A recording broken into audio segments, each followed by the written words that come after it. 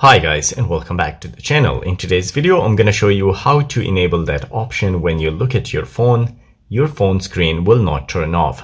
So how to enable it? Follow these steps. The first thing you need to do is to go to the settings on your Samsung smartphone, then scroll a bit where you will find advanced feature. You need to tap on it. Here you will find motion and gestures. You need to tap on it. And here you will find the option keep screen on while viewing. Keep the screen on while you're looking at it using the front camera to detect your face. So once you enable this one, while you're using your phone, the front camera of the phone will detect your face, that you're looking into the screen of your mobile, and it will not turn off. So guys, if you want to enable that, just tap on this and this option will be enabled. So guys, this is how you're going to do it.